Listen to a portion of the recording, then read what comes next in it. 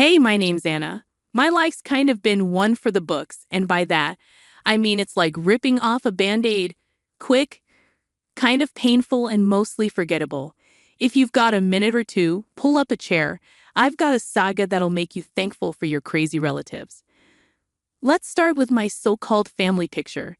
A quaint little house with a white picket fence, backyard BBQs, and a family dog named Buster who's missing a few patches of fur. That's where the Norman Rockwell painting ends.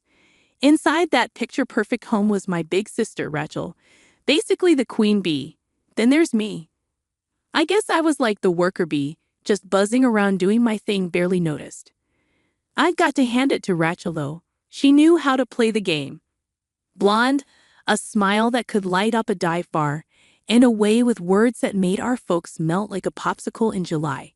She snagged everything growing up. A shiny new bike, the last slice of pizza, also Rachel's, the big fuzzy sweater I was eyeing for Christmas. You guessed it, Rachel's. And when she turned on the charm, it was game over. Mom, Dad, can I please get that dress for prom? She bat her eyes, and they fell for it every time. Me, though, I get the leftovers and the hand-me-downs. But don't get me wrong. I wasn't exactly Oliver Twist or anything. Got clothes on my back, a roof over my head, but let's just say life wasn't handing me any silver spoons. Now, my folks, Dad worked the kind of job where he came home with grease under his nails and a tired smile. Mom, she was a wizard with a spatula and a knack for sniffing out BS, unless it came from Rachel. When Rachel got into that fancy pants college with the big lawns and the ivy-covered walls, it was like Christmas came early and stayed late. Mom and Dad threw a party that could wake the dead. But by the time I was ready to start thinking about my own future, the parade had long passed. Suddenly, it was all money's tight, Anna, and real life's about making sacrifices. I remember them breaking the news, sitting at the kitchen table that had a wobbly leg. Dad was scratching the back of his neck, a sure sign he wasn't keen on the conversation. Anna, we've been crunching the numbers, and it's just not looking good, he said. You've got to be realistic, Anna. Mom piped in, stirring her coffee, even though it didn't need any. College ain't cheap. Maybe it's time you think about getting a job, help out a bit. The way they danced around it, you'd think they were telling me Buster ran off to join the circus, rather than just saying straight that my dreams were too expensive. So there I was, not even 18, and slapped with the reality that school was a no-go. I wasn't about to roll over and let dreams die, My plan was as plain as it could be. Work my fingers to the bone, save every penny, and get myself into that courtroom someday with S tagged to the end of my name. The jobs I had weren't glamorous by any stretch. By day, I was slinging coffee and dodging pastry crumbs. By night, I was up to my elbows in suds, washing dishes at a diner that had seen better days. You've got to be the hardest working person I know, Anna, Emily said one night in our dingy little kitchen. She was a freelance graphic designer with a laugh that could light up the whole block. Yeah, agreed, Trish chimed in, who was stringing her bass guitar, getting ready for a gig with her band. If there's anyone who can pull this off, it's you. Their words were like a pat on the back, a cheer from the sidelines that kept my feet moving. Everything was on track, maybe a bit behind schedule, but what's life without a few delays, right? Then just like that, it all came crashing down. I woke up one morning with what I thought was a killer flu. Turns out it was way more serious. Long story short, I landed in the hospital with a stack of medical bills that looked like the Encyclopedia Britannica. Miss Anna, your insurance covered some of it, but the lady at the billing department had a voice that sounded like she was always about to deliver bad news, which she did. Big time. You still owe quite a bit, she said, pushing a bill across the desk that made my heart sink into my sneakers. There went my college fund, swallowed up by numbers and decimal points I could barely comprehend. I tried to plead my case, get a payment plan or something. Look, I got nothing, I told her, every part of me wanting to crawl into a hole and give up. It's not personal, Han. It's just the system, she replied. But it sure felt personal to me. Back at our apartment, the atmosphere was as stale as the pizza we left out overnight. There go the textbooks, I muttered, flipping through the pages of legal definitions I still hadn't memorized. We sat there, three dreams deferred, wrapped up in the brutal honesty of our cramped living space. What next? Trish asked after a silence that overstayed its welcome. I didn't have an answer, just a bunch of question marks dancing around my head. I was back to square one, but somehow it felt like I was even further behind than when I started. Start over, I finally said. What else can I do? I'm not cut out for giving up. It sounded good, but even I heard the quiver in my voice. Both of them nodded, but there was no hiding the worry lines etched deep into the moment. Yeah, I understand. Our house is too crowded, I whispered into the phone, the words bitter as they left my mouth. Mom didn't see me swallow the lump in my throat or the way my hand shook. You're tough, Anna. You'll figure it out. Dad offered up before he handed the phone back to Mom. The bus stop bench was hard against my back. I sat there figuring out my next move while people with places to be rushed past me. Rachel with her new baby and her picture-perfect life didn't even come to the phone, probably didn't want to catch my bad luck through the receiver. Family, right? The guy waiting next to me snorted, catching the tail end of my phone call. He was wearing a jacket that had seen better winters and a 5 o'clock shadow sitting at 8 o'clock. Yeah, family, I echoed, not really in the mood to chat. But there was a solace in talking to a stranger. Hey, don't let it beat you. You look like you've got fight in you, he said, crinkling the paper bag in his hand. I managed a half smile. Got any tips for sleeping on one of these seats? I joked, but the humor didn't quite reach my eyes. He looked over, squinting as if he was sizing up the bench. This is run all night. Ride him end to end, safer than a bench. His words hung in the air as my phone buzzed with a low battery warning. Great, add that to the list of today's hits. The bus hissed as it came to a stop in front of us, its doors yawning open, inviting us to go wherever it might take us. The guy got on the bus, finding a seat among the tired faces of nighttime commuters. I stayed back, bus fare tight in my fist, not ready to commit to just riding around in circles yet. I pulled my suitcase and started walking, the wheels drumming a lonely beat on the sidewalk. The streetlights flickered overhead, and in their stuttering light, I made a silent bow. This isn't how my story ends. Holding on to that thought, I walked through the night. Every step was a defiance, every breath a promise that I would claw my way out of this hole. Come on over, kid. Aunt Marlene's voice came through the other end like it was pulling me out of quicksand. I never thought I'd be so happy to hear that raspy tone of hers. When I got to her place, she didn't waste time on pleasantries or useless small talk. You look like hell, was her greeting as she ushered me in, her hand firm on my back. I spent the first few days in her guest room trying to piece myself back together. She didn't press me for details. She wasn't the type for cozy heart-to-hearts, but I could tell she was waiting for me to start talking. Finally, as we sat at her cluttered kitchen table flanked by plants that seemed as tough as she was, Aunt Marlene sat down her mug and looked at me with those piercing eyes. What do you want, Anna? Really want? It made me nervous, like I was on one of those makeover shows, and this was the big reveal. But I was too tired to beat around the bush. I want to be a lawyer, Aunt Marlene. My voice carried an edge of desperation I could no longer hide. She nodded as if she already knew it. If that's the case, she started, tapping her fingers on the table, the clinking sound mingling with the tick-tock of the wall clock. I'll pay for your education. My heart jolted like it got hit by a punch of hope. You serious as a heart attack? But she raised her finger, slicing the air with her condition. You keep your grades up, no slacking. Her words were stern, yet there was a spark in her eyes telling me she believed in me. Really? I couldn't help the grin that broke through. With the ocean, really? I didn't scream and sob just to blow my money on bingo and whiskey. I stood up and hugged her tight, the words "thank you" getting crushed between us. Now none of that mushy stuff, she grumbled, but she patted my back before shooing me off. And you're going to work for me part-time. I need more help around here than I care to admit. What kind of work? I was eager, ready to do just about anything. The kind that needs doing, she replied vaguely, with a dismissive wave of her hand. We'll start with that jungle you call a hairdo and move on to the yard work tomorrow. I laughed. It was a hearty, genuine sound I hadn't heard from myself in a while. Deal? Don't think I'm just being nice. Aunt Marlene warned. You fall off, get lazy, and the deal's off. I shook my head, the seriousness settling back in. Won't happen. She eyed me for a long moment, then smiled. Good. Now help me with these damn plants. They got a better social life than I do. I spent the rest of the day covered in soil, pruning and watering, but the dirt never felt so good on my hands.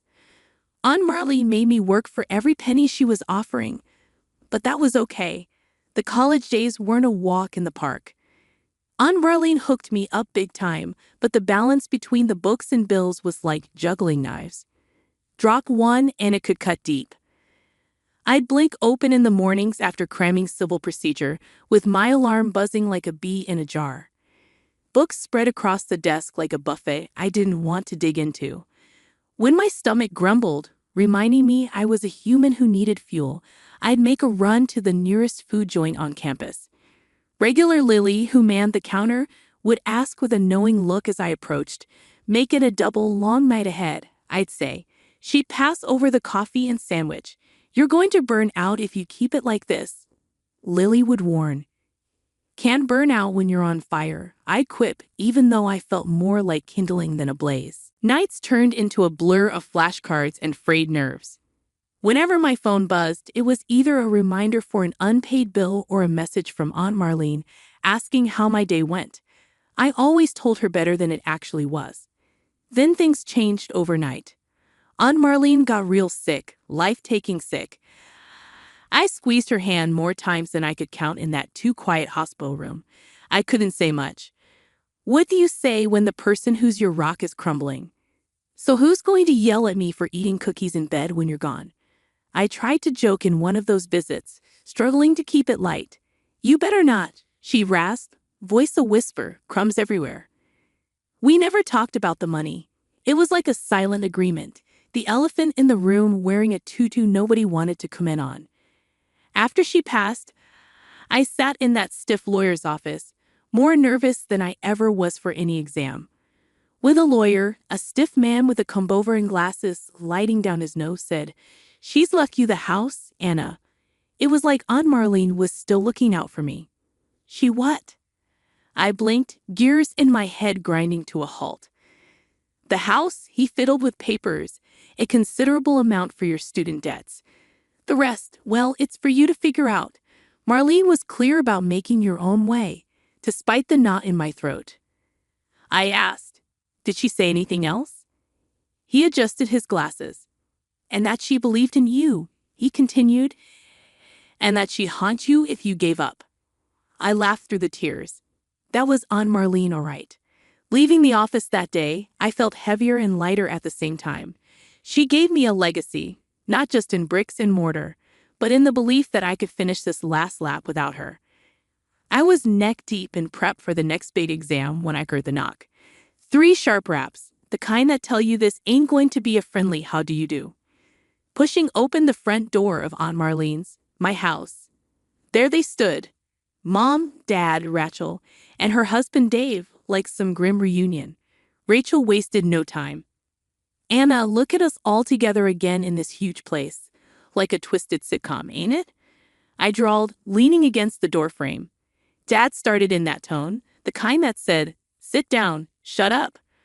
"We decided, we've been talking, this house should be for Rachel. She's got kids, a family," he said. Incredulity played on my face. "No kidding," sarcasm heavy as an anchor. Wrong house for that chat. Then Mom's lips tightened, a sure sign she was ramping up to a guilt trip. "You'll understand when you have your own family. This is just practical." I must have missed the part where practical meant kicking me out of my own home. I shot back, crossing my arms. Rachel chimed in, batting her eyelashes at me, then eyeing Dave for support, who just shrugged. "Sweetie, this house is wasted on you. We could give it life, laughter, children running around, and what? Turn on Marlene's parlor into a romper room?" The idea felt like acid on my tongue. "There's no need to be rude," Dave mumbled, finally finding words. Right, because showing up to claim my house is peak civility. I snapped. You're being selfish, Anna. Dad grunted, convinced of his own righteousness. My laughter was bitter. Selfish after years of keeping her in your thoughts during birthday cards. Convenient memory you got there. They shuffled, uneasy. This ain't how they imagined their gold digging would go. Rachel broke it predictably. You can be such a... Don't. I warned. Just leave, all of you. As they filed out the same door they came in, burdened by their disbelief and entitlement. Dad turned to me. You'll regret this. I stood tall, looking him square in the eye. The only thing I'll regret is not changing the lock sooner. The door shut behind them, and the silence was mine again. This unwelcome throwback was closed, inheritance or not. I was keeping Aunt Marlene's legacy, not auctioning it off to the highest bidder in my bloodline. I was beat, the kind of tired that sticks to your bones. Pulling into the driveway after a double shift at the law firm could do that to a person. All I wanted was a hot shower in my bed. As I jammed my key into the lock, it just ground against metal. What the? I muttered, fiddling with the key. That's when the door swung open. Rachel stood there, little Mia on her hip and a cocky tilt to her lips. Change the locks, Anna, surprise. My eyebrows shot up. Like hell you did. This is my house, she smirked. Not anymore, she said, bouncing Mia, who seemed blissfully unaware of the adult drama. Anger bubbled up hot and volatile. Watch me, I shot back, already dialing. Her smirk wavered. You're bluffing. With the dispatcher on the line, Rachel's confidence slipped another notch. Yes, my sisters illegally entered and changed the locks on my house. I explained loudly into the phone. Dad's truck pulled into the driveway just as I hung up. Him and Mom got out. Tag teaming like this was some sort of intervention. Anna, be reasonable, Mom started, her eyes moist, as if she were in a soap opera. I'm past reasonable, I said, not bothering to hide the edge in my voice. Dave stepped up to me, a good foot taller, trying to look menacing. Come on, Anna, he said, voice low, don't make a scene. I held up my phone with the recording button clearly on. Say that again, Dave, for the camera, I insisted. His face turned the color of sour milk. Sirens cut through the heavy air as a cop car pulled into view. The officers stepped out, all stern looks and business. What seems to be the problem here? One officer asked. Their bravado crumbled like stale bread. Dad's voice lost a few decibels. It's a misunderstanding, officers. Family matter. Stealing my home's a bit more than a family matter, I said, crossing my arms. The officers looked between us, taking in the scene. They were good at this, shifting gears as the situation unfolded. All right, let's start with some ID, and we'll go from there, one of them said, pulling out a notepad. Reluctantly, Rachel handed Mia to Mom and dug into her purse. The legal tango had begun. They asked questions, we gave answers. Dad and Mom put on a show, but the deed to the house was in my name, signed and sealed by Aunt Marlene's will. Can you prove you live here, ma'am? The officer asked me. Better, I can prove I own it, I said, reaching for my briefcase in the car. The sight of Aunt Marlene's will felt like the first deep breath I'd taken since stepping out of that damn car. The officers read it, their eyebrows lifting and dipping as they took in the legalese. Seems clear to us, the officer said, folding the papers back into the briefcase. I suggest you hand over a set of keys to Miss here, otherwise we will have to proceed with charges for breaking and entering and unlawful eviction. Rachel gave up a set of keys. Mom and Dad hushed up quick, and Dave, well, he looked like he wanted the ground to swallow him whole. The cops escorted them off the property. Mom shot me a look like I kicked her kitten. But the law was the law. No room for sob stories. The door closed behind me with a click, like the final word in an argument. I leaned against it, the rush of adrenaline making my hand shake. Exhausted, I sledged into the kitchen to make a much-needed cup of coffee as the kettle boiled. I thought about what my next move should be. The hefty click of the final lock snapping into place felt like the end of a long, bad joke. My house, now a fortress, needed just one more thing to be perfect. Maybe I'll get a big nasty dog, I muttered to nobody in particular. I wasn't much of a pet person, but the thought of some drooling monster that could scare off any would-be family intrusions brought a smirk to my face. Weeks stripped by the silence from my family's end were louder than any shouting match we'd ever had. No calls, not even a lousy text. Sometimes, deep in the night when the work was done and the quiet was too much, I'd find myself on Rachel's social media page. She had a knack for the dramatic. Photos of the kids, all sad eyes and pouty lips, captions nipping at my conscience. Lil Timmy sure wishes he had a yard to play in. And Mia's third birthday without Auntie Anna, I chuckle every time.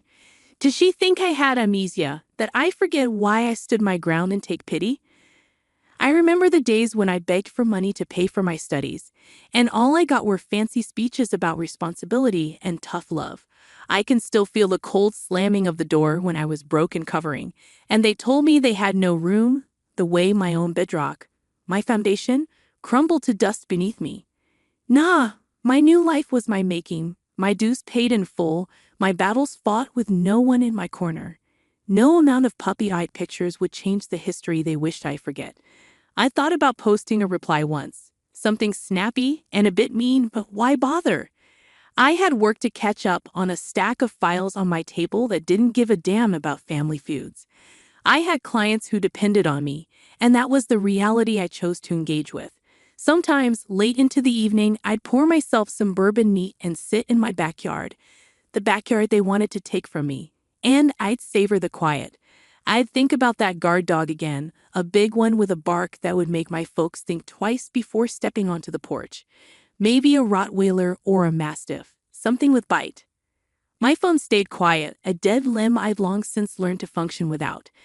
And when I'd finally hit the sack, I'd sleep the sleep of the just or the wicked. I didn't care which. No ghosts of guilt to disturb my rest. No restless wondering about what-ifs. Just the peace of knowing that from the four walls around me to the roof over my head, it was all mine, through and through. The last thing I remember every night was the faint idea of getting that dog. Maybe I would, maybe I wouldn't, but the choice was mine. And that was good enough for me.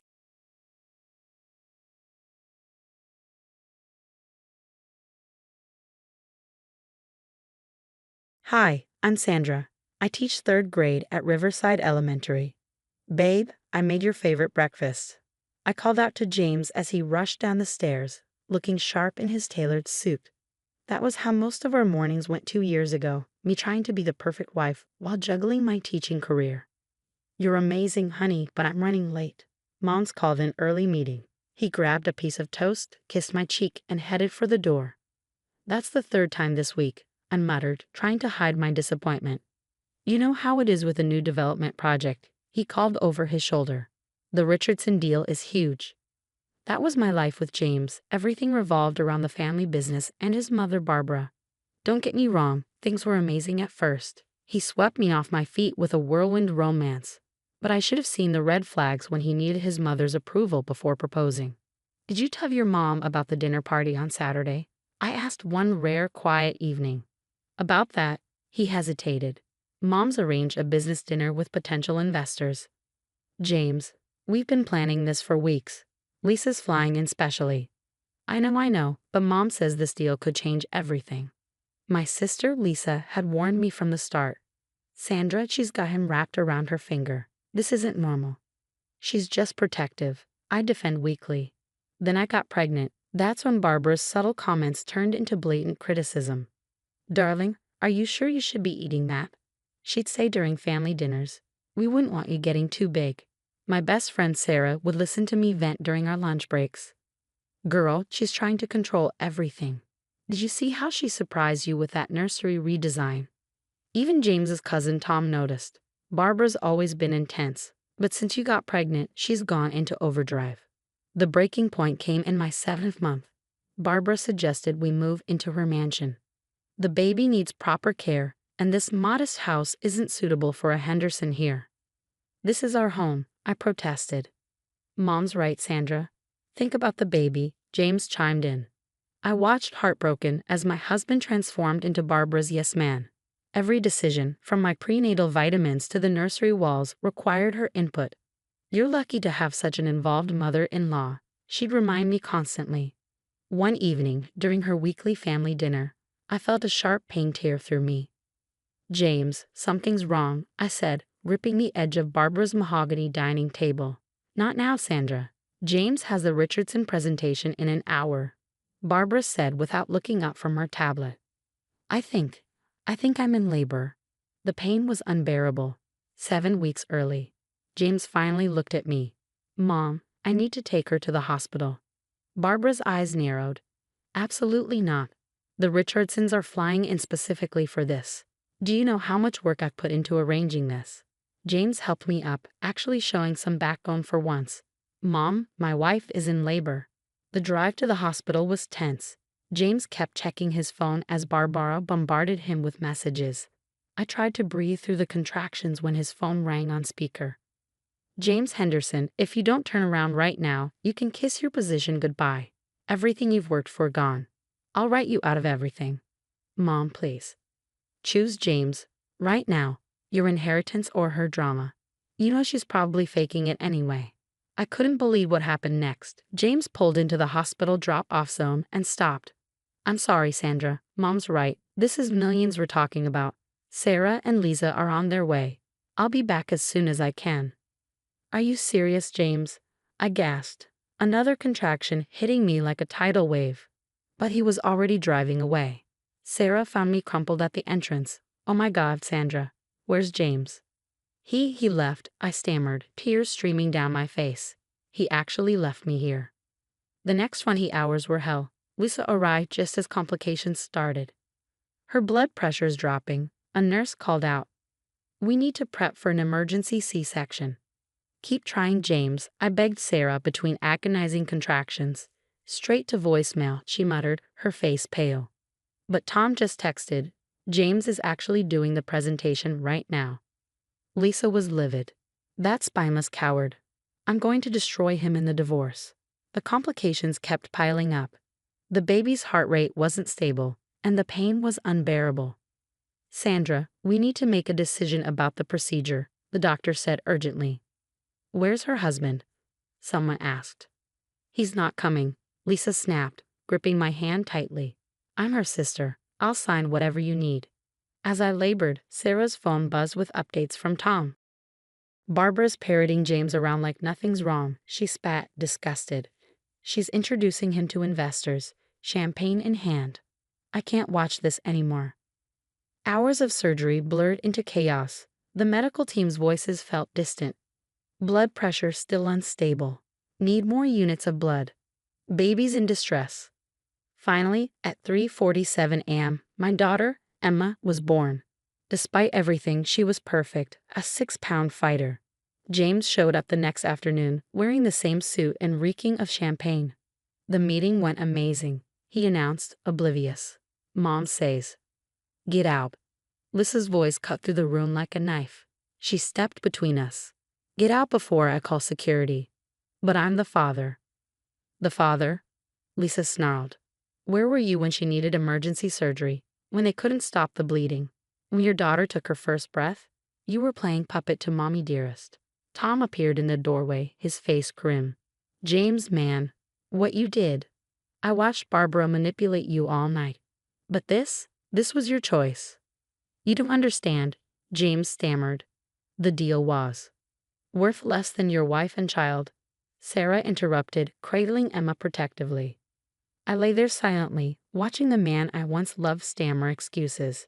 He was gone, destroyed by his mother's control, choosing money over his family. "Barbara says she'll come visit when it's convenient," James offered weakly. "Tell Barbara," I croaked, my voice hoarse but steady, "that she'll never see her granddaughter. Ever. And you? We're done."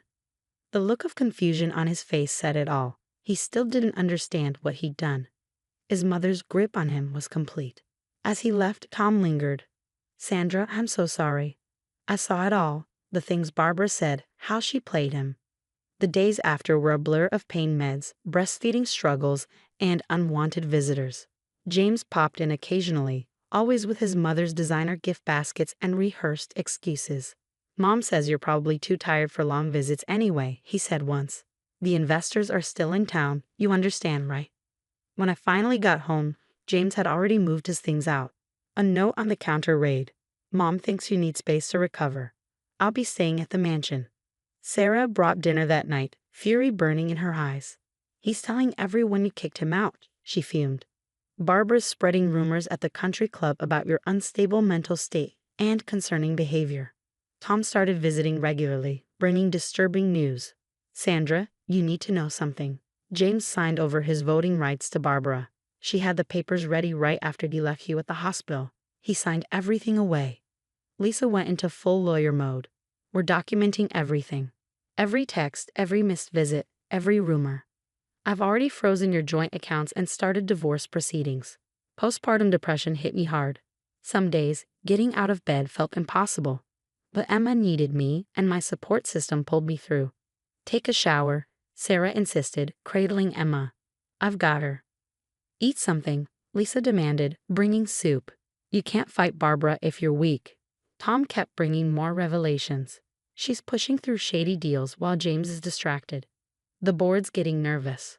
James visited once more, all apologetic smiles. "Mom says if you agree to counseling, her choice of therapist, of course. Maybe we could work this out. Sandra, be reasonable." "Your mother left me to die in that hospital," I said coldly, "and you chose money over your daughter's life. Get out." He looked baffled, like a puppet with its strings cut. "Mom said you'd be difficult about this," he murmured. That was the moment I knew I wasn't just fighting for myself anymore. I was fighting for Emma. Barbara Henderson was about to learn that she'd messed with the wrong mother. Looking at my daughter's sleeping face, I made a promise. We would rebuild, we would thrive, and they would regret ever underestimating us. 6 months after Emma's birth, I was finally finding my rhythm. My daughter was thriving, and had returned to teaching part-time. Then Tom showed up at my door, looking nervous. "Sandra, this is bigger than we thought," he said, spreading documents across my kitchen table. Lisa watched Emma as Tom continued. "Barbara's been forging James's signatures on company papers for months." "But that's just the start," Tom said grimly, spreading more documents on the table. "Those luxury properties Barbara's been bragging about, they're fake. She's running a massive Ponzi scheme, using new investor money to pay off the old ones."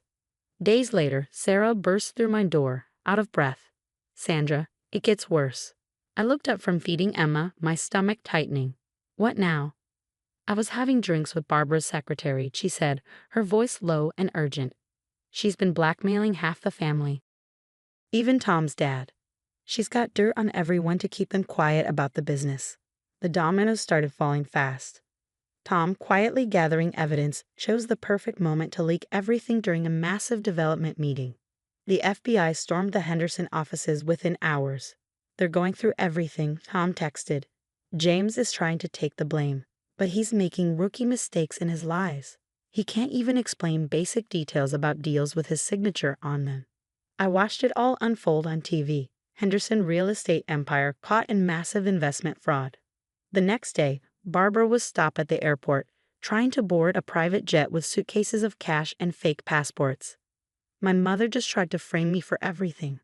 James's voice echoed through the precinct as Barbara was escorted in, handcuffed. "All those papers you made me sign," he shouted. "Oh, darling," Barbara sneered, her eyes cold. "You were always too stupid to run the company anyway."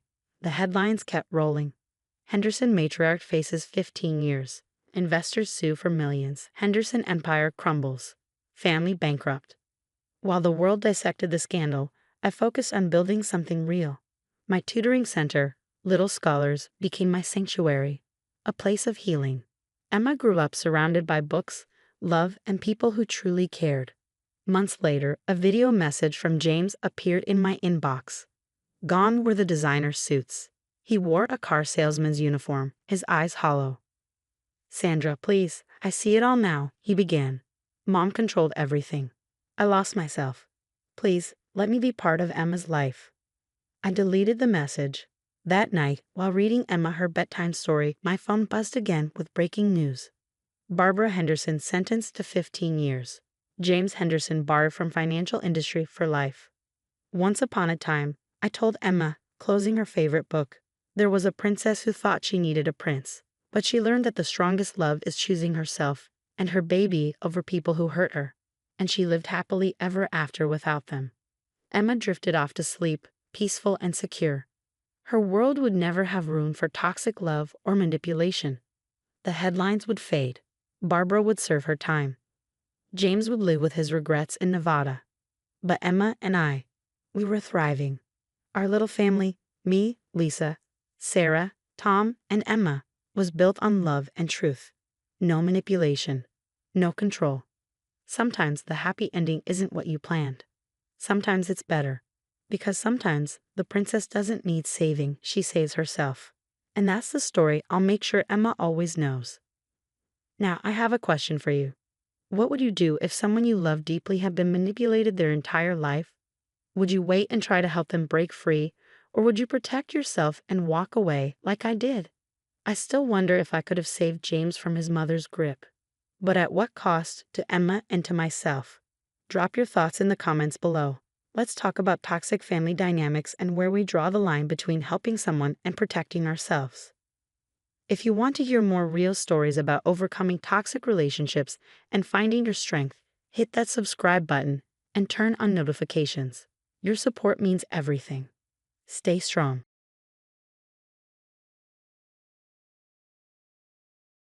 Hi, I'm Laura. I never thought owning a family restaurant would lead to having my arm broken, but here we are. It all started 7 years ago when my older brother James married Karen. At first, I thought things would stay peaceful, but Karen had other plans. Your aunt owns this restaurant, sweeties. You should always get served first. I overheard Karen telling her kids, Tommy and Lisa, during their first visit after the wedding. They're good kids, really just caught up in their mom's drama. The problem started small. Every Sunday, Karen would show up with her family during our busiest hours. Why isn't there food here yet? We've been waiting 15 whole minutes, she'd exclaim, oblivious to the fact that other families had been waiting much longer. Sarah, my best friend and our head server, always tried to smooth things over. The kitchen's backed up today. Everyone's getting their food in order.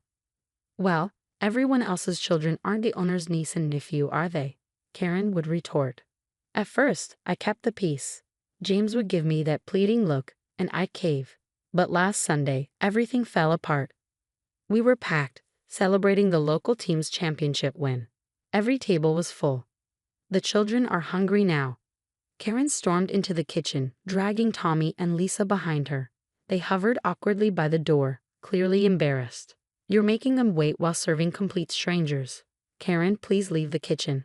It's not safe. Don't tell me what's safe for my children. You think you're better than me because you own this place. You've always looked down on us. I tried to stay calm. Everyone gets served in order. That's how restaurants work. Her face twisted with rage, and before I knew it, she grabbed my arm. You'll serve my children now. Let go. I tried to pull away, but she twisted harder. The crack was deafening. Tommy screamed, and I hit the floor. The next thing I remember, Sarah was calling 911 and James, finally, was yelling at Karen instead of making excuses for her. Now I'm sitting in the ER, waiting for the doctor. Sarah's here, and my phone won't stop buzzing with messages from my parents. But this is it, the last straw. Karen's perfect mama bear facade is about to shatter, and I won't stop until everyone sees her for who she really is. The hospital staff took pictures of my bruised and broken arm. The next morning, my parents watched the restaurant security footage. I wasn't there, but they told me Karen's face went ghost white when she realized it was all on camera.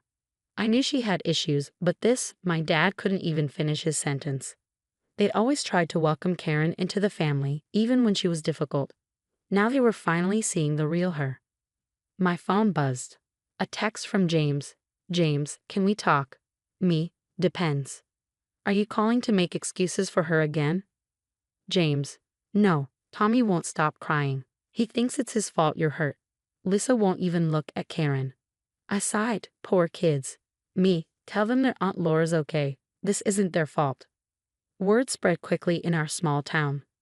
By Tuesday, regular customers were dropping off get well cards.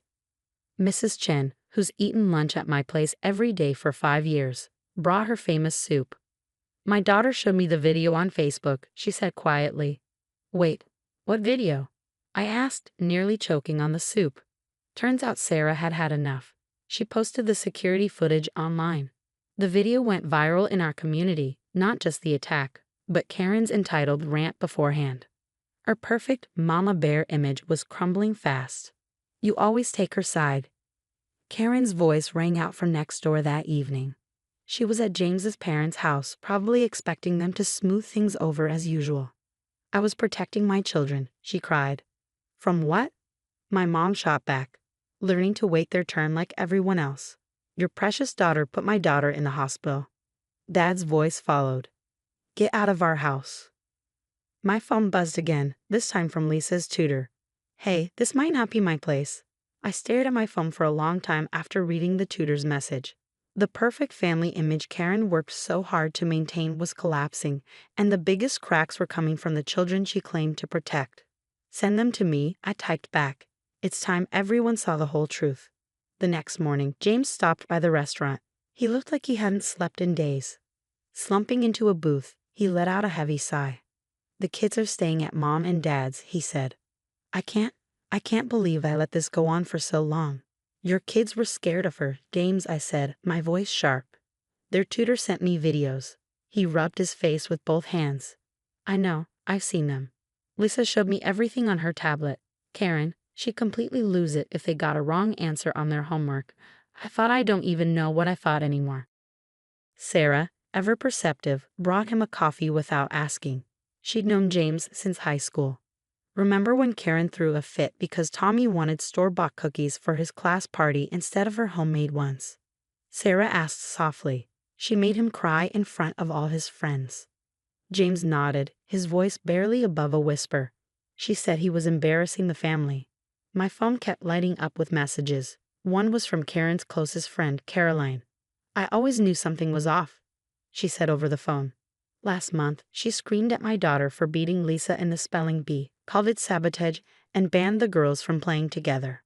The stories didn't stop there. Karen, desperate to salvage her reputation, took to social media, accusing me of being a toxic influence on her children and jealous of her perfect family. But the community Karen had tried so hard to impress wasn't buying it. People started commenting, sharing their own experiences. "Remember when she demanded the soccer coach give Tommy MVP? She tried to get my kid kicked off the debate team for beating Lisa. She made those nasty comments about Laura being single and childless." The truth was out, and the community Karen once manipulated had turned against her. "I filed for divorce," James said quietly, breaking me from my thoughts. "The kids, they asked me to. Tommy said he feels safer at Grandma's house. Lisa hasn't had a panic attack since they moved out." I reached across the table with my good arm, squeezing his hand. "You're doing the right thing." "She's threatening to fight for full custody," James added, his tone heavy. Then, for the first time in days, he smiled. "But the tutor's videos and the security footage, she doesn't stand a chance." Just then, the door swung open. Tommy and Lisa burst in, followed by Mom and Aunt Audrey, holding a giant handmade get well card. "We made it ourselves," Lisa said proudly, her eyes shining. Looking at their happy faces, finally free from Karen's shadow, I knew everything would be okay. Sometimes family isn't about keeping the peace. It's about breaking free from the people who poison it. The whole ordeal ended faster than anyone expected. Karen took one look at the evidence and crumbled. The judge wasn't impressed by her, but they're my baby's speech, especially after watching the tutor's videos. Joint custody, James told me over breakfast at the restaurant a few weeks later. But she has to take anger management classes and can only have supervised visits, for now. 3 months after what everyone calls the kitchen incident, my arm is healing well. The restaurant is busier than ever. When people learned why I was in the hospital, they started coming in just to show their support. Funny how karma works. "Table 7 wants to thank the chef," Sarah called out, grinning. It was Tommy and Lisa, sitting with James and our parents. No more demands for special treatment, just 2 happy kids enjoying their burgers like everyone else. "How's an arm, sweetie?" Mom asked as I joined them. "Better," I said, smiling. "Physical therapy's helping." I ruffled Tommy's hair. "Besides, I've got the best helpers now. These 2 have been folding napkins like pros." Lisa beamed. "We like helping. And nobody yells if we do it wrong." The last we heard, Karen moved across town. She's still trying to play the victim on social media. But Karen's attempts to salvage her image backfired spectacularly when the tutor's videos went public. After that, she mostly stayed quiet, likely plotting her next perfect family somewhere else. You know what's weird? James said one evening, watching Tommy and Lisa laugh with Sarah. I kept trying to keep the peace, thinking it would help the kids, but they were the ones begging me to make it stop. Dad squeezed his shoulder. You did the right thing, son. Sometimes peace comes after the storm. Looking around my restaurant, at my real family, the regular customers who had become friends, and Tommy and Lisa finally acting like kids, I couldn't agree more. My arm had been broken, but it broke something else too. Karen's power over all of us. Who wants dessert? I asked, standing up. Chef's special, on the house. Can we help make it? Tommy asked eagerly. Sure can, buddy. No special treatment needed, just family helping family. And that's exactly how it should be. 6 months later, during our weekly family dinner, James dropped a bombshell. I met someone, he said quietly. Everyone froze for a moment before Tommy blurted out, Miss Anna. Dad, is it Miss Anna? The way James blushed told us everything. Lisa squealed, she's so nice. She never yells, and she helped me with my science project last week. I remember Anna. She'd been one of the first people to bring me a get well card after the kitchen incident. She never mentioned knowing Karen, just said she'd seen enough and wanted to show her support. We're taking it really slow, James explained, looking around nervously. She understands the kids need time. Time for what? Lisa asked, grinning. We love Miss Anna. She comes to all our school stuff anyway. Sarah, bringing over coffee, couldn't help but jump in. Oh, the nice lady who brings her class here for reading sessions. James, you dark horse. The kids couldn't stop talking about Anna, how she'd helped Tommy overcome his fear of public speaking and defended Lisa when kids teased her about Karen's social media meltdown.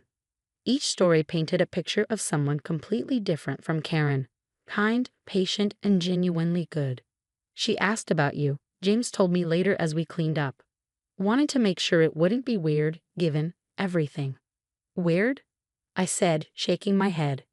James, the kids are glowing. When's the last time you saw them this excited about anything? He smiled softly. They asked if they could call her mom. Not now, but someday. Lisa said she wants a mom who builds people up instead of tearing them down. Out of the mouths of babes, Sarah chimed in, counting the day's receipts. The restaurant had become a sanctuary. Every Friday, Anna brought her kindergarten class for story time. They'd sit in a corner booth with milk and cookies, reading books about kindness and courage. Karen would have hated it, seeing common kids sitting where her precious ones used to demand special treatment. But that's the thing about toxic people. They can't stand seeing others happy without their permission. Last week, Karen drove by during story time. She saw James sitting with Anna and the kids, all of them laughing. Later, she called him crying about being replaced too soon. You know what Tommy said? James told me the next day. He said, Dad, we're not replacing her. We're upgrading our happiness. Smart kid. They both are. Watching them heal, watching James learn to trust again, and seeing our family come back stronger. It made everything worth it, even the broken arm. Sometimes the best revenge isn't about getting even. It's about getting better, moving forward, building something so beautiful that the people who tried to break you can't help but see what they lost.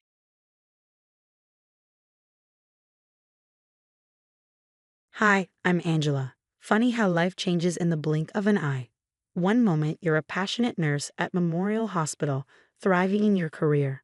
The next, you're married to someone who feels like two different people, public dean, the charismatic, attentive husband, and private dean, someone far darker.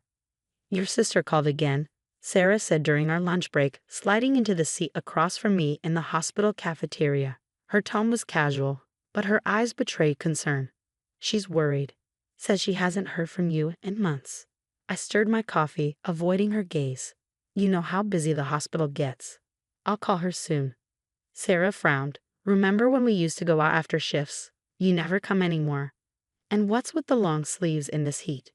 Dean likes us to have dinner together. Says it's important for married couples, I replied, tugging at my sleeve.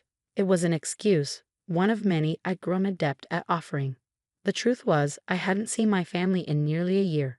Somewhere between I do and now, my world has shrunk to three things: work, home, and Dean-approved activities. Even at work, I couldn't escape him. He'd drop by unexpectedly, questioning who I was talking to or why I was staying late. His mother, Helen, often reminded me how blessed I was. Dean is just like his father, Robert, she'd say with pride. So devoted to his family. They just like to know where their wives are. It shows they care. She'd said this once while Robert casually checked her phone for the third time that evening. The spark of excitement came one morning in the break room. Big news, Sarah announced, her face lit up. They're promoting someone to charge nurse next month. You should apply, Angela.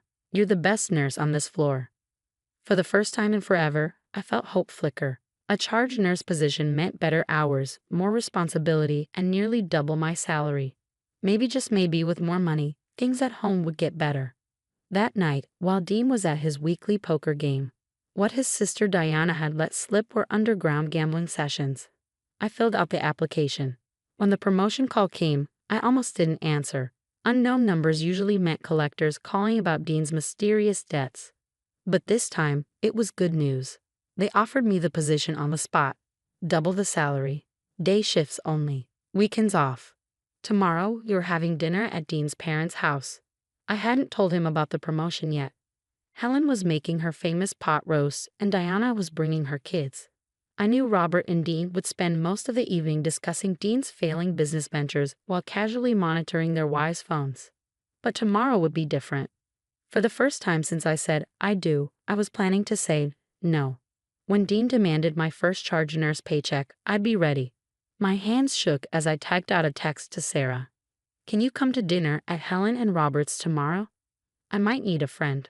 The pot roast sat heavy in my stomach as I watched Dean charm his way through dinner. He was in rare form, telling jokes, complimenting his mom's cooking, and playing the role of the perfect son. No one would guess what had happened in the car just hours earlier. Remember to keep quiet about the promotion until we discuss it properly, he'd said, his grip leaving marks on my arm. Angela's been so quiet tonight, Helen said, reaching across the table to pat my hand. Are you feeling all right, dear? Actually, I have some news. The words slipped out before I could stop them. The wine glass in Dean's hand stilled midair. I got promoted to charge nurse today. That's wonderful. Diana's genuine excitement cut through the tension like a blade. Isn't that great, Dean? Dean's smile didn't waver, but his eyes turned cold. Of course, Dean said smoothly, though the sharp edge in his voice was unmistakable. Angela and I were just discussing how the extra money will help with our debts. What debts? Robert's voice cut through the room. Dean's father rarely spoke at these dinners, making his question all the more pointed. There is no debt. My voice, steady but strange even to me, broke the stunned silence. And the money isn't going toward any mysterious bills either. I'm keeping this paycheck. The silence that followed was deafening. Helen's fork clattered against her plate. Honey, Dean began, his voice carrying that warning tone I knew too well. Let's discuss this at home. No, I stood up, my chair scraping against the floor.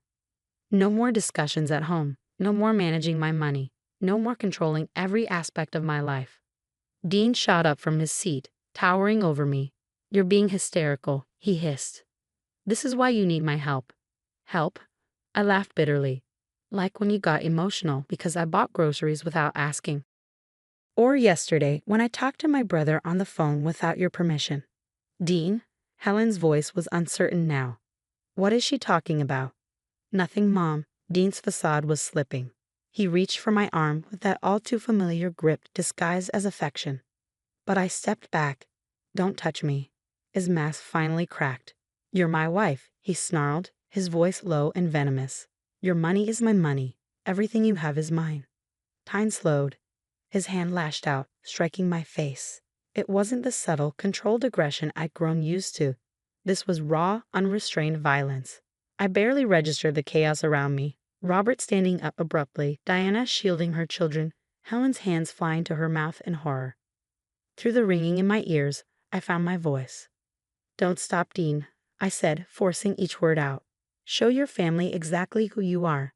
Give me exactly what I need. His composure shattered completely. The man who had fooled everyone in this room, who had played the perfect son, the loving husband, revealed his true self in an uncontrollable rage.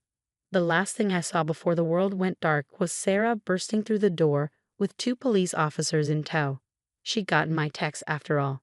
I woke up in a hospital bed to the soft murmur of voices. Sarah was holding my hand, her eyes red from crying. My brother James sat nearby, asleep in a chair by the window. "How did you know to come?" My throat was raw, my voice barely audible. "Diana called me," Sarah said, squeezing my hand. "Right after she called James. We got here as fast as we could." The events of that night came flooding back. The promotion announcement, Dean's outburst, his father's rare attempt to intervene, Helen's screams, Diana shielding her kids. Everything had unraveled so quickly. After 3 days in the hospital, I moved into James's guest room. For the first time in years, I didn't have to walk on eggshells or monitor my every word. Peace, however tentative, began to settle in.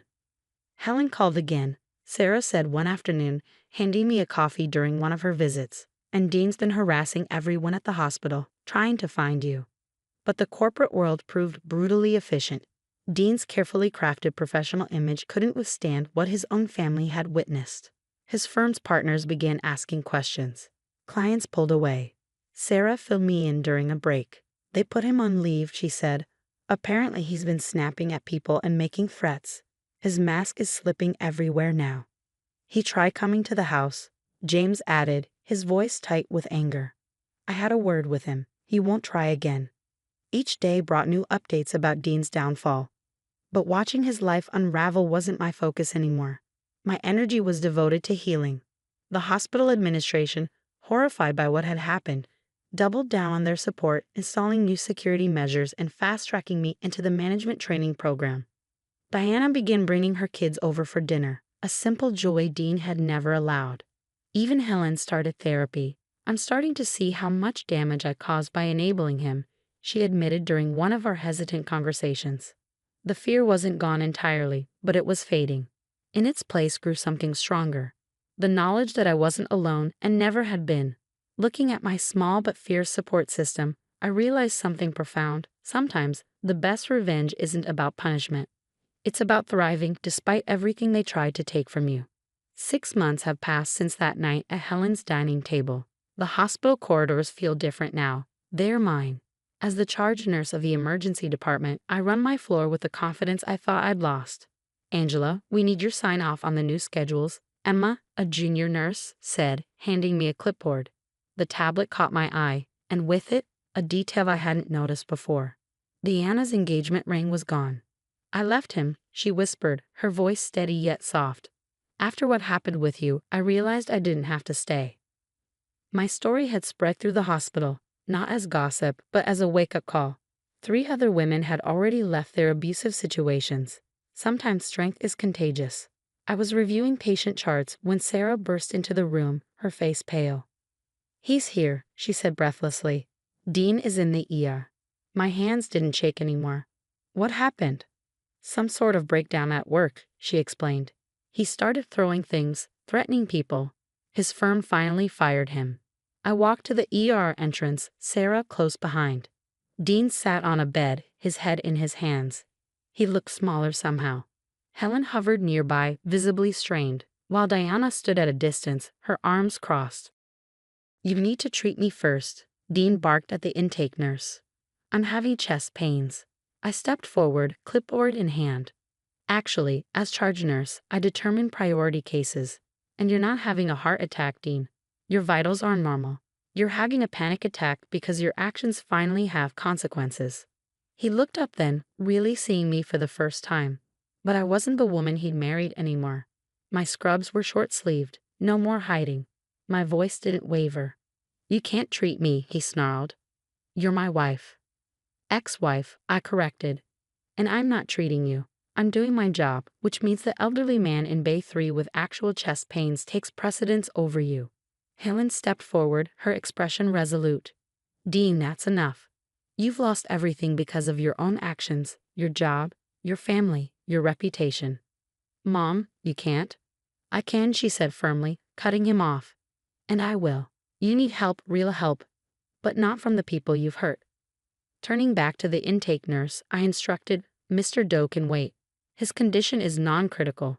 Then meeting Dean's eyes one last time, I added, Bay 4 is open when you're ready to fill out your paperwork like everyone else. As I walked away, Diana fell into step beside me. That was beautiful. It wasn't about revenge, I told her. It was about taking back power, my power. Later that night, I sat in my new apartment, surrounded by the life I'd rebuilt. Photos from Sarah's wedding, where I'd stood as her maid of honor. My charge nurse certification proudly displayed. The keys to my own car.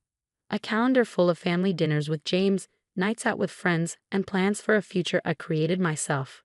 My phone buzzed with a text from Helen. I'm sorry I didn't see it sooner, but I'm so proud of who you've become. I didn't respond immediately. Instead, I looked around at my peaceful home, at all the pieces of myself I gathered back together. They were stronger now, forged in fire and truth.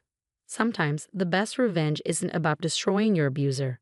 It's about rebuilding yourself so completely that their power over you becomes nothing but a memory. And memory can't hurt me anymore. I picked up my phone and typed my response, I'm proud of me too. Now this is my story. If you've read this far, let me know your thoughts. Share your experiences. Your courage might help someone recognize these patterns before it's too late. Remember, asking for help isn't a weakness. It's a strength.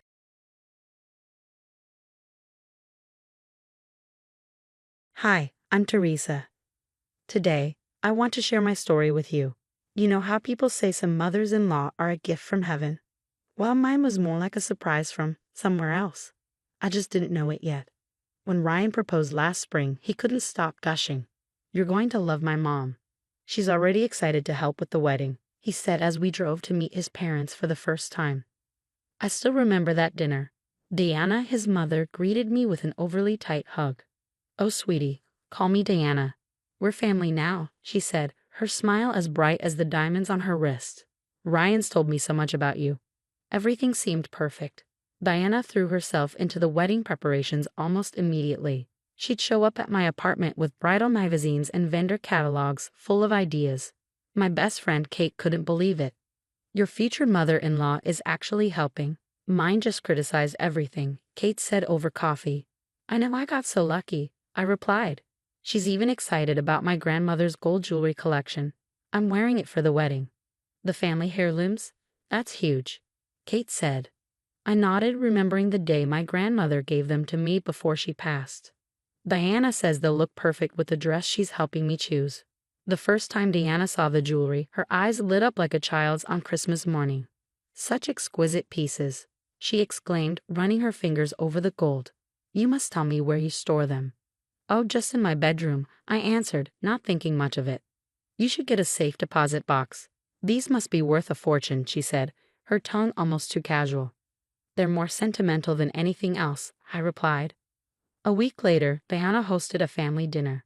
Her friend Nancy was there, and they kept exchanging looks whenever I talked about the wedding. So, Teresa, Nancy started, Diana tells me you have quite the jewelry collection. Just some family pieces for the wedding, I said, feeling a bit uncomfortable. Family pieces? How quaint, Nancy said, her tone dripping with condescension. Diana chimed in with small, subtle comments about my background that made my cheeks burn. Mom, stop it, Ryan's sister Emma warned. What? I'm just saying Teresa's family is different from ours. Standards aren't quite the same. Later, Kate noticed my unease. You okay? Diana seems intense lately. I sighed. She keeps asking about the gold, where I keep it, how much it's worth. She says she's worried about security. That's weird. Have you told Ryan? Kate asked. He says she's just being protective, but something feels off, I admitted. One afternoon, Diana and Nancy showed up unannounced at my apartment. We were just in the neighborhood. Diana chirped, but her eyes scanned the room like she was casing it. Soon, Diana started suggesting I keep the jewelry at her house just until the wedding, for safekeeping. Her smile never reached her eyes when I politely declined. That night, Ryan was distant. Mom says you've been acting strange about the jewelry, he said. Strange? I'm just protecting my grandmother's legacy. See, that's what she means. You're so defensive about it, he replied. Later, Emma called me. Hey, just checking on you. Mom's being? Well, Mom, Let's just say you're not the first girlfriend to notice something off about her. I didn't know it then, but Diana had plans for my grandmother's gold, plans that would tear my relationship apart and reveal her true nature to everyone. 3 weeks before the wedding, I opened my jewelry box to show Kate the collection one last time before getting it cleaned. My heart dropped. Kate, it's gone. Everything's gone. What do you mean, gone? Did you move it? Kate asked, her voice tense. No, I always keep it right here. I stammered, my heart pounding. My phone buzzed. It was a text from Diana. Ryan needs to talk to you. Coming over now. Kate grabbed my arm. Wait, isn't it strange she's texting you right when we discover this? Before I could respond, Ryan burst through the door, with Diana hovering behind him like a storm cloud. Is it true? He demanded, his face tight with confusion. Is what true? I asked, bewildered. Mom says you've been acting strange. She told me you're planning to run away, talking about money problems, stressed over the wedding costs. Diana stepped forward, her face a mask of concern. I didn't want to say anything, but I saw you leaving a pawn shop yesterday. Ryan, honey, if Teresa's having financial troubles, she should have come to us. What? I gasped. I wasn't even near a pawn shop yesterday. I was with Kate at the florist. Don't lie, dear, Diana said, her voice sickly sweet. Nancy saw you too. We're just worried. Selling off family heirlooms is a cry for help. Kate jumped in. She's lying. Teresa was with me all afternoon. We even have receipts from the florist. Oh, show us then, Diana challenged, her eyes narrowing. Teresa, just tell me the truth, Ryan pleaded. Did you plan to sell the jewelry because of money problems? Were you going to run away?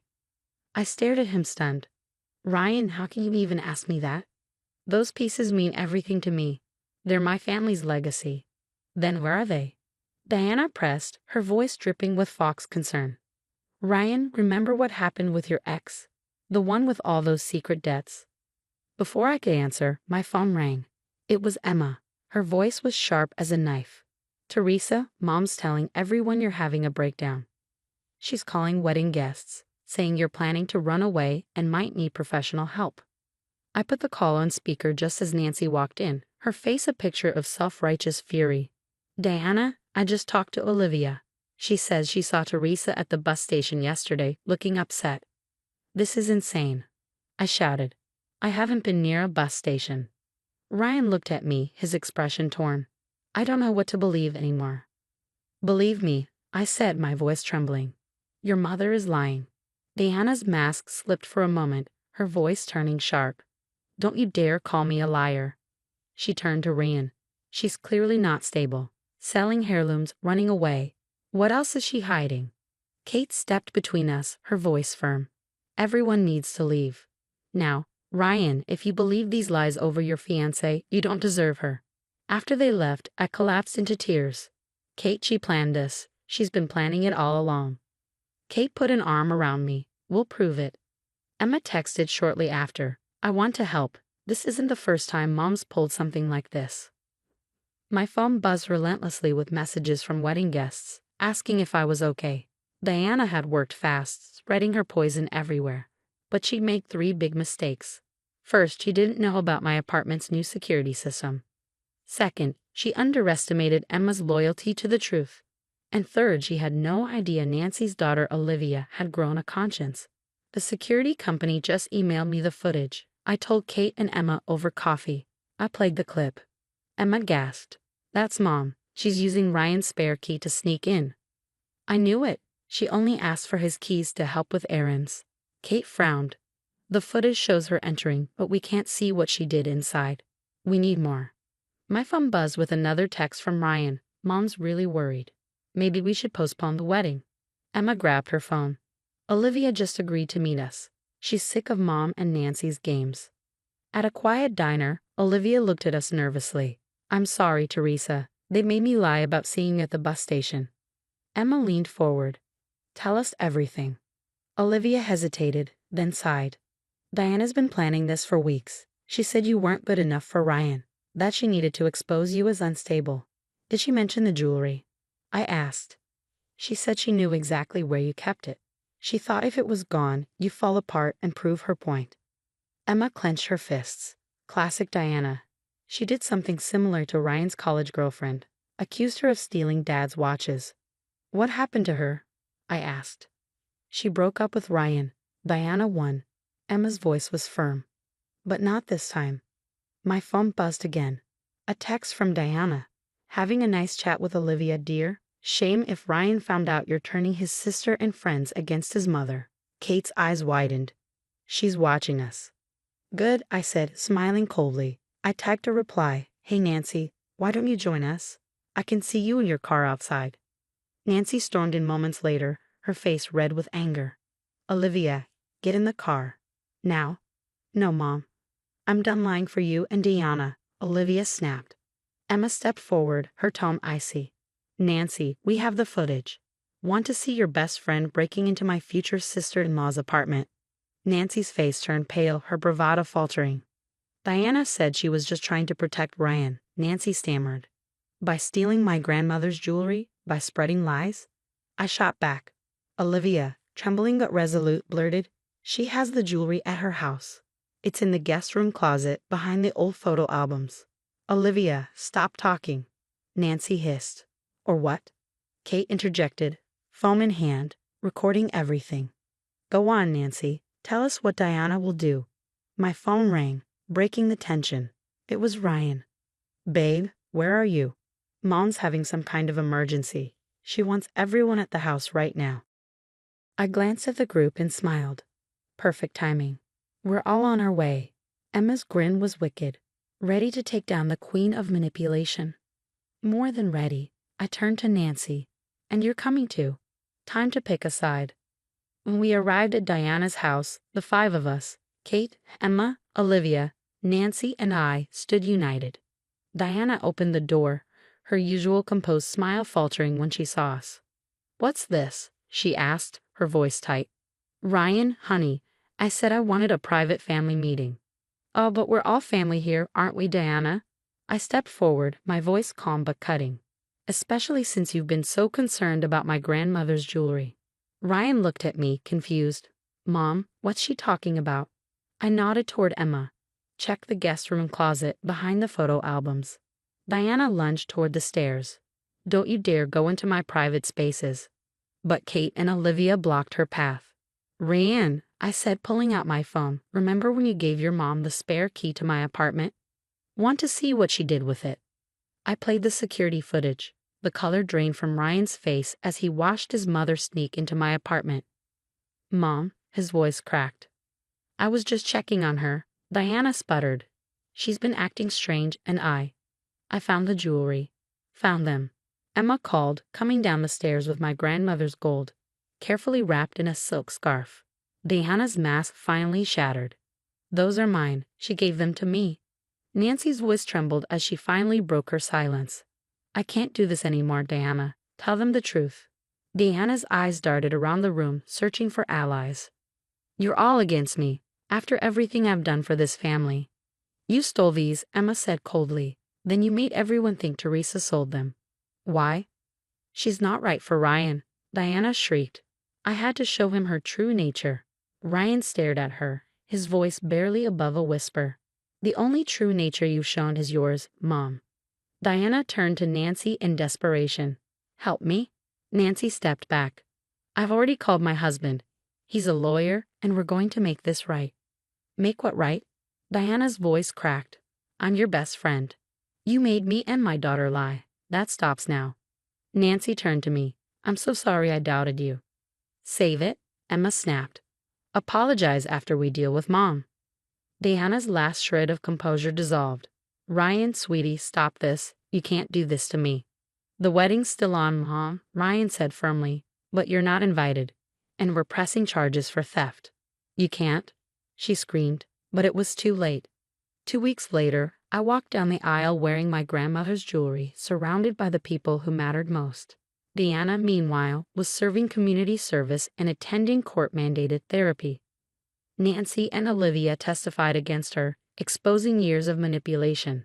And every time Diana tried to play the victim, someone would send out the security footage, reminding everyone of her true colors.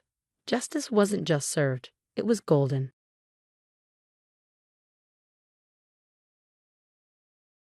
Hi, I'm Emma. My life with James is everything I could have dreamed of. He's the kind of man who can fix anything with an engine and make you laugh while doing it. We met 5 years ago when my car broke down, and I still tease him about using that as his pickup line. As a mechanic, he's built a stellar reputation in our community, and I couldn't be prouder to call him my husband. Last spring, I was focused on building my photography business, specializing in corporate events and professional headshots. I had just finished setting up my new studio when Sarah, my sister, dropped by unannounced. She wore the kind of smile that always felt more like a challenge than a greeting. "Oh, sweetie," she cooed, her tone dripping with condescension. "Still playing with your little camera? I thought you'd have grown out of that hobby by now." "It's not a hobby, Sarah," I replied, forcing myself to stay calm. "I just landed the Thompson Industries account."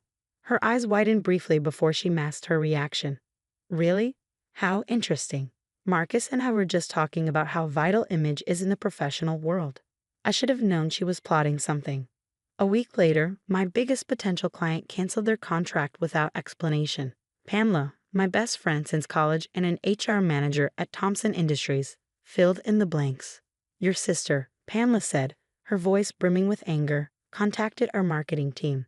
She raised ethical concerns about hiring family members for professional services and even showed them some amateur photos claiming they were your work." I gripped my coffee mug tightly, my hands shaking. "She did what?" "That's not all," Pamela added grimly. "She suggested they hire Maria instead, her friend who just started dabbling in photography." My stomach turned. Sarah had always been competitive, but this was deliberate, calculated sabotage. That night, James found me in my home office, crying as I stared at my empty booking calendar. "Hey, engine of my life," he said gently, using his cheesy nickname for me. "Talk to me."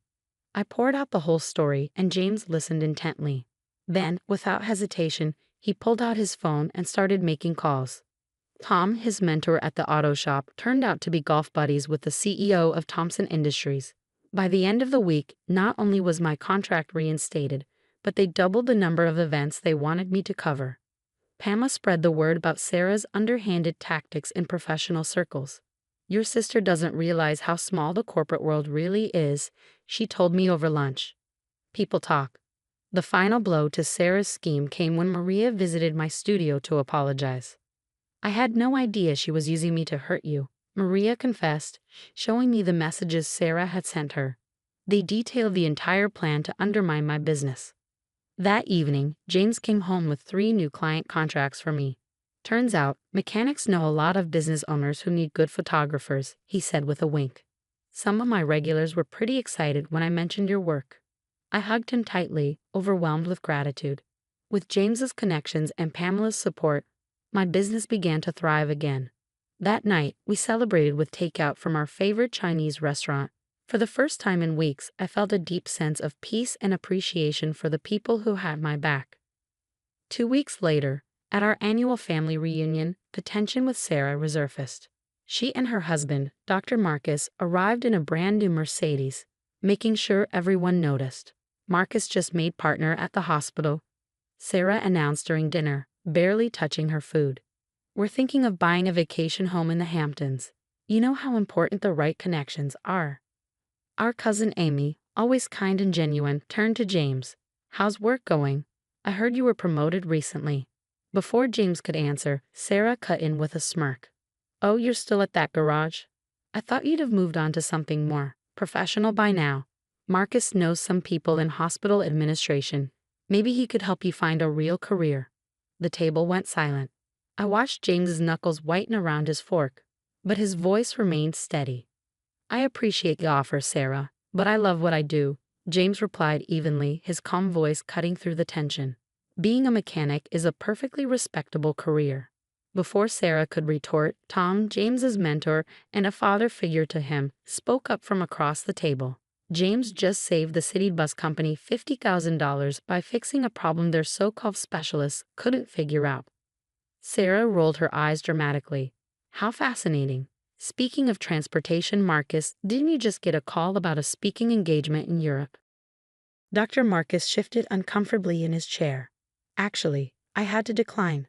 The timing wasn't right." "What do you mean you had to decline?" Sarah's voice rose sharply. Sarah, perhaps we should discuss this later, Marcus muttered, loosening his tie. The conversation eventually moved on, though I couldn't help but notice Marcus checking his phone repeatedly, his expression growing more concerned with each glance. After dessert, Sarah announced they needed to leave early. Marcus has an important meeting tomorrow, she explained, fishing for her car keys. Some of us have real responsibilities. As they drove off, the sound of their Mercedes making a horrible grinding noise stopped everyone mid-conversation. Moments later, it rolled to a halt halfway down the driveway. "This is ridiculous," Sarah's voice carried back to the house. "Marcus, call our dealer right now." "They're closed, Sarah. It's Sunday evening." "Well, we can't just stand here. Call a tow truck or something." From the porch, James exchanged a knowing glance with Tom, but said nothing. Sarah's complaints echoed in the gathering darkness until James finally called out, "Need a ride home?" He wiped his hands on a napkin and strolled toward them. "I can have someone from the shop look at your car first thing tomorrow." "We are not letting some grease monkey touch our Mercedes," Sarah snapped. "We'll wait for professional service. Thank you very much." Pamela, who'd been watching the scene unfold, leaned over and whispered to me, "Karma works fast these days." We left them waiting in the driveway, Sarah's voice growing shriller by the minute as she argued with Marcus about whose fault it was that they'd skipped the car's last scheduled maintenance. Monday morning, the unexpected call came from Marcus himself. "Listen, James, about the car. The dealership can't look at it until next week. I have critical patient appointments and Sarah's furious. I hate to ask, but—" "I'll take care of it," James interrupted, his voice neutral. "Have it towed to the shop." An hour later, Sarah stormed into Tom's auto shop as though she owned the place. "This is completely unacceptable. Do you even know how much this car costs?" "More than you can afford, apparently," Maria chimed in from the waiting area. She'd brought her own car in for service and was watching the scene unfold with amusement. James emerged from under the Mercedes, wiping his hands and holding a tablet. "Your transmission has major issues and your brake lines are severely corroded. When's the last time you had it serviced?" "That's impossible," Sarah scoffed. "Marcus handles all that." "Actually," Marcus stepped forward hesitantly, "I've been meaning to tell you. We've had to postpone some maintenance. The hospital's been making cuts, and with the new house payments—" "What are you talking about?" Sarah's voice was incredulous. "You're a doctor. You're a partner at the hospital." "Not exactly," Marcus admitted, loosening his tie again. "I was passed over for partner. The speaking engagement in Europe? It was a job interview." "Sarah, we're in trouble." The color drained from Sarah's face. "This is ridiculous. We'll just buy a new car." "With what money?" Marcus's voice cracked. "We're already maxed out. The house is mortgaged to the limit. You're spending." "Don't you dare blame this on me," she snapped, turning on James. "This is probably some scam. He's just a mechanic. What does he know about luxury cars?" Tom stepped out of his office, arms crossed. "James is certified for high-end European vehicles. He's one of only 3 mechanics in the state with a specific Mercedes certification. But if you don't want our help—" Sarah froze.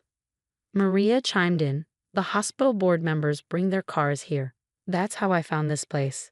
Dr. Patterson was just saying last week how impressed he was with James's work on his Porsche." Marcus grabbed James's arm. "Can you fix it? I have surgery scheduled. I can't lose any more credibility with the board." "Parts will be expensive," James said calmly, "and it'll take a few days to do it right."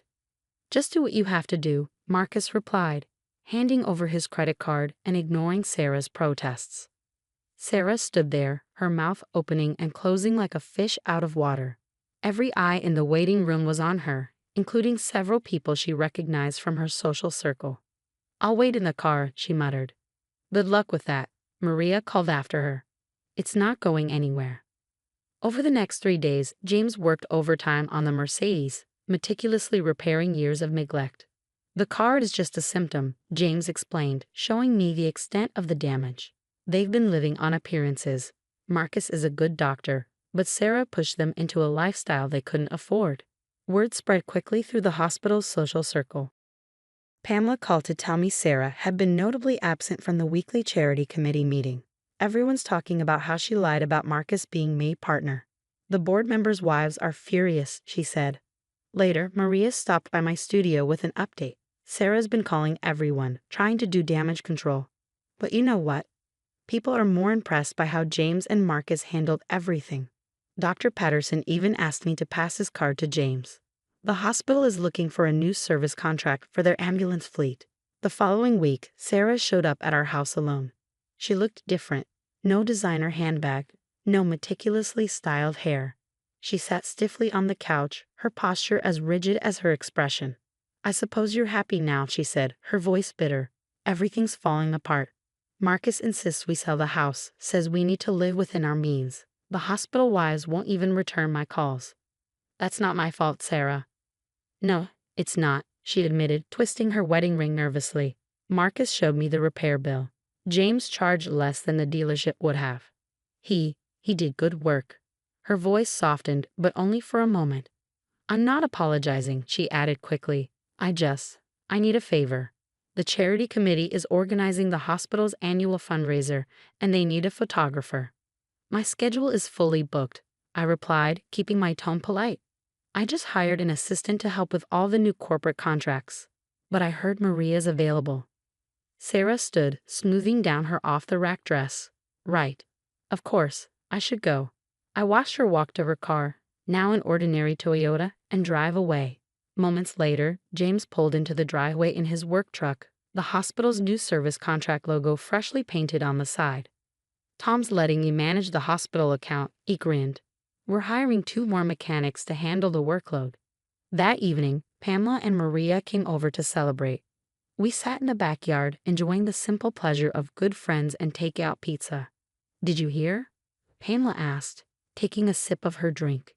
"Marcus finally stood up to Sarah. He's taking that position in Europe, said they need a fresh start. Sarah has to either go with him and live on a regular doctor's salary or stay here on her own." "Sometimes people create their own karma," Maria mused. "All you have to do is let them." James squeezed my hand as we watched the sunset. We didn't need expensive cars or vacation homes. We had something far better: respect, honest work, and people who genuinely cared about us. In the end, that's what truly matters. Have you ever dealt with someone who looked down on your profession or life choices? How did you handle it? Share your stories in the comments below. I'd love to hear how you stood your ground and stayed true to yourself. Don't forget to like and subscribe for more inspiring stories like this one.